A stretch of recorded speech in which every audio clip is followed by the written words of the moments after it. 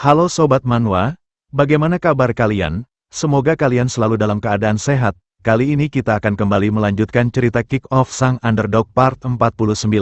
Bagi kalian yang belum menonton part sebelumnya silahkan cek playlist yang telah Mimin buat.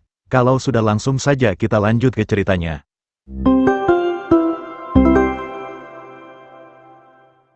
Di cerita sebelumnya, mereka berdua menanyakan kepada Kang Maru apakah dia berhasil membujuk Sung Siwo. Namun Kang Maru hanya menjawabnya dengan tatapan lemas kalau ia sudah selesai dengan semua ini. Ia lalu berjalan pergi meninggalkan mereka berdua yang membuat mereka bertanya-tanya apa yang sebenarnya terjadi di dalam sana. Sementara itu Sung Siwo meminta Sanji untuk memberitahunya semua cerita tentang Seongwon sesuai dengan janjinya. Ia menanyakan apa yang sebenarnya terjadi pada waktu itu.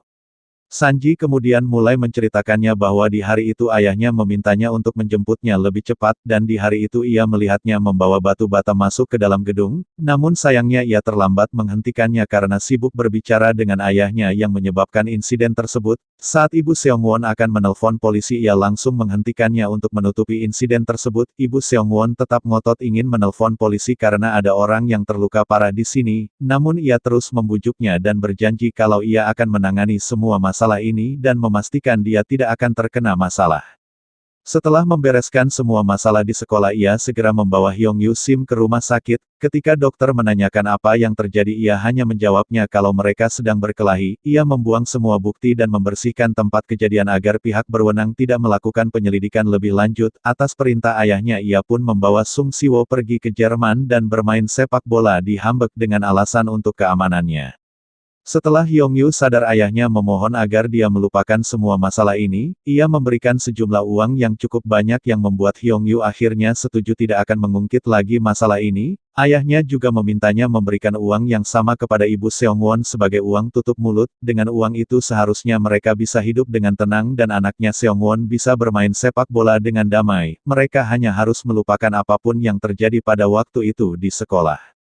Setelah menceritakan semuanya Sanji mengatakan kepada Sung Siwo kalau ia hanya berusaha melakukan yang terbaik untuknya. Sung Siwo pun mulai merengek dan mengatakan bagaimana ia akan menghadapi Seongwon sekarang. Sementara itu di kantor polisi sampai sekarang Seongwon masih menuntut keadilan atas kasus yang dulu. Ia ternyata terus-terusan datang ke kantor polisi meminta para polisi untuk menyelidiki kembali kasus ini. Ia mengatakan bahwa ibunya lah yang dilecehkan oleh bajingan sialan itu dan seharusnya Hyung Yu Sim ditangkap dan dihukum. Namun polisi terus mengusirnya pergi karena dia tidak punya bukti apapun dan juga ibunya sudah bersaksi bahwa tidak ada yang terjadi. Tak lama Na Sunmi tiba-tiba datang meminta Seongwon menghentikan semua kekacauan ini.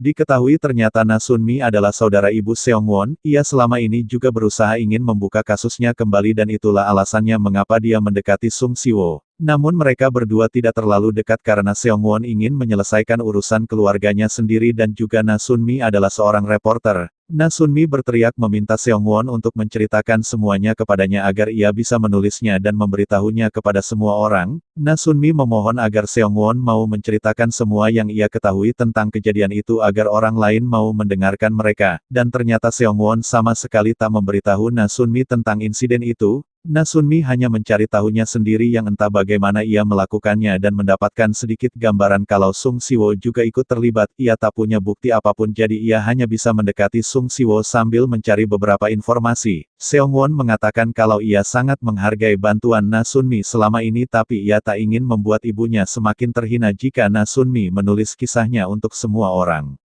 Tak menyerah Na Sunmi kemudian menghubungi Oh Jun dan menanyakan apakah dia mendapatkan sesuatu. Oh Jun menjawabnya kalau ia menemukan beberapa kasus siswa dan orang tua yang dianiaya Hyung Yu Sim sama seperti ibunya Seongwon. Ia meminta mereka untuk diwawancarai tapi tidak ada seorang pun yang mau berbicara. Oh Jun mengatakan kalau ini seperti mereka takut terhadap sesuatu. Mendengarnya Na Sunmi mengatakan bahwa ia bisa mengerti, mengaku menjadi korban dari hal ini bisa membuat perasaan mereka terhina. Oh Jun juga sependapat dengan hal itu mengingat sifat dari kejadian tersebut, ditambah lagi Hyung Yu Sim yang masih sangat berpengaruh di dunia sepak bola.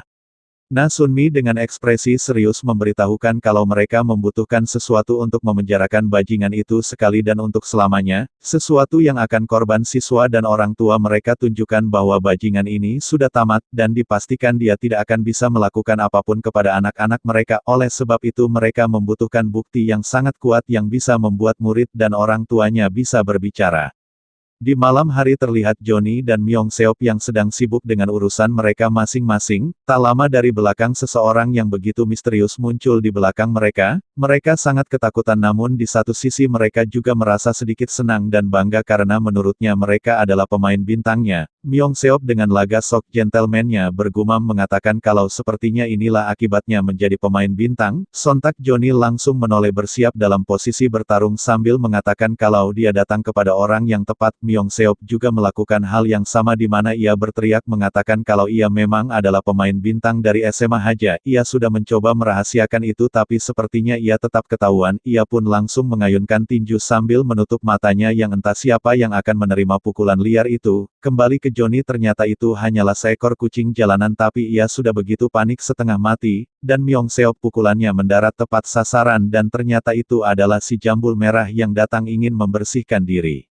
Di tempat lain terlihat Jaehyun dan Razor saling berpelukan untuk melindungi satu sama lain. Mereka juga masih khawatir jika ada yang tiba-tiba menyerang mereka karena merasa merekalah pemain bintangnya. Di momen itu Razor mulai curhat dan mengatakan dengan semua drama yang ramai akhir-akhir ini ia benar-benar merindukannya. Mendengarnya Jaehyun menanyakan mengapa dia merindukan seorang gadis yang sudah selingkuh darinya. Jaehyun memintanya untuk melupakan saja wanita seperti itu. Dengan penuh dramatis Razor mengungkapkan bahwa ia memang sangat ingin melupakannya tapi ia tidak bisa melakukannya karena ia sangat mencintai Myung. Sontak Jaehyun berteriak mengatakan kalau musuh terlihat di depan, di mana terlihat Yang Sehun anak SMA Uwon sedang bersembunyi tak jauh dari tempat mereka berpelukan. Ia begitu panik dan mengatakan sepertinya ia kurang baik dalam bersembunyi. Razor juga sontak berteriak mengatakan hal yang sama kalau musuh mereka terlihat di depan. Orang ini juga adalah pemain dari SMA Uwon di mana ia mengatakan kalau sepertinya ia terlalu besar untuk bersembunyi.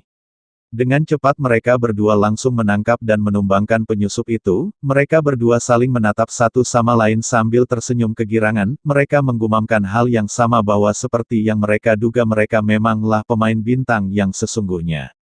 Yang Sehun mulai merengek dan mengatakan kalau ini tidak seperti yang mereka pikirkan. Mereka berdua sama sekali tak peduli dan mengatakan kalau mereka tak ingin mendengar alasannya. Jaehyun dengan wajah tengilnya memberitahu mereka berdua untuk membuat rencana yang lebih cemerlang dan membawa lebih banyak orang jika ingin menyingkirkan pemain bintang sepertinya. Yang Sehun kembali merengek dan mengatakan kalau ini tidak seperti yang mereka pikirkan. Ia memberitahukan kalau mereka ini berasal dari SMA Uwon. Mendengarnya Razor berteriak merasa semakin yakin kalau mereka memang berniat mencelakai mereka. Pria satunya yang bernama Kim Jong-du juga mulai angkat bicara dan mengatakan kalau ini benar-benar hanyalah kesalahpahaman yang besar. Jong Sanwon membenarkannya dan mengungkapkan bahwa mereka sama sekali tak memiliki niat buruk. Mereka pun menatap satu sama lain dan bertanya-tanya apakah sebaiknya mereka melepaskannya saja dulu dan membiarkan bocah-bocah ini berbicara.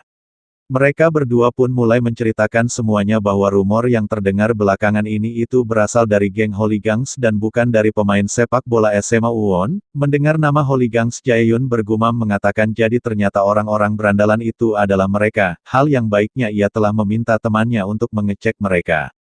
Yang Sehun mengungkapkan bahwa setiap kali SMA Uwon memiliki pertandingan, geng Hooligans selalu menyebarkan rumor bahwa pemain SMA Uwon akan melukai tim lawan. Rumornya menjadi menyimpang dan orang-orang mengira bahwa merekalah yang menyebarkannya. Yang Sehun dengan sedikit tegas menegaskan bahwa mereka tidak pernah melakukan sesuatu yang seperti ini dan itulah mengapa mereka datang ke sini. Mereka sangat kesal dengan rumor sialan itu bahwa mereka menang hanya karena dengan melukai tim lawan dan bukan karena kemampuan mereka.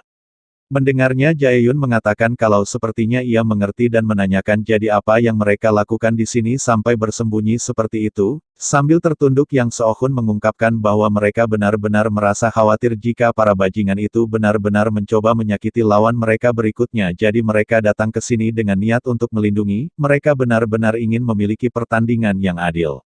Mendengarnya sontak Jaehyun dan Razor memeluk mereka dengan penuh dramatis. Razor mengatakan kalau mereka memang adalah anak-anak yang mempunyai hati nurani yang tulus. Jaehyun merasa setuju dan mengatakan kalau ia sangat mempercayai mereka. Mereka pun menjadi risih karena mereka berdua melakukannya terlalu lama dan meminta untuk melepaskan mereka. Razor dengan cepat melepaskan pelukan hangatnya, di mana ia seketika dibuat terkejut ketika melihat wajah Kim Jeong-do dengan seksama. Kim Jeong-do pun memasang ekspresi kebingungan dan bertanya-tanya apa yang salah dengan pria besar ini. Sontak Razor meraih kerah baju Kim Jeong-do dengan raut wajah penuh kekesalan. Ia menegaskan ia mengingatnya kalau dialah orang yang merebut Miyong darinya. Razor meninggikan suaranya dan mengatakan kalau ia sangat yakin dan tidak mungkin salah orang. Foto yang ia lihat dengan dua mata burung camar dan tato air mata ia dengan jelas melihatnya di foto profil Instagramnya. Jaehyun dengan cepat melerai mereka dan meminta Razor untuk tenang dulu. Namun Razor sudah terlanjur kesal pakai banget dan meminta Jaehyun untuk membiarkannya membunuh bajingan narsis ini. Jaehyun memberitahu Razor jika benar orang ini yang selingkuh dengan pacarnya maka ia benar-benar berhak menendang pantatnya. Tapi saat ini mereka punya masalah yang lebih besar. Mereka berdua pun saling menatap satu sama lain dengan penuh persaingan, di mana Jaehyun terus meminta mereka untuk tenang dulu. Ia mengatakan bahwa mereka harus mengurus geng Hooligans dulu sebelum para bajingan sialan ini melakukan sesuatu yang buruk. Jaehyun memberitahu mereka kalau ia sudah meminta kenalannya untuk mencari markas mereka jadi seharusnya sebentar lagi ia akan mendapatkan alamatnya. Jaehyun meminta mereka untuk bergabung dengannya dan berdamai saja untuk saat ini karena mereka akan pergi memberi pelajaran kepada para Hooligans itu.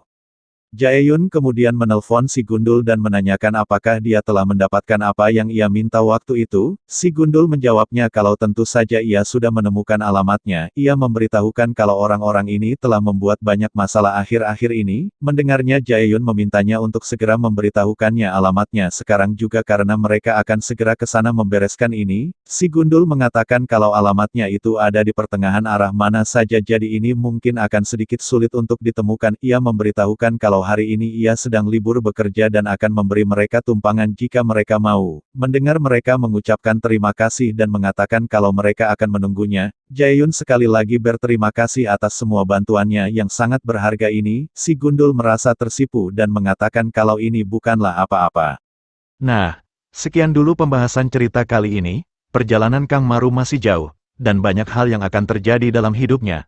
Apakah ia akan mencapai impiannya? Temukan jawabannya di kelanjutan cerita berikutnya. Jangan lupa untuk like, komen, dan subscribe agar kalian tidak ketinggalan kisah seru berikutnya. Sampai jumpa di video berikutnya.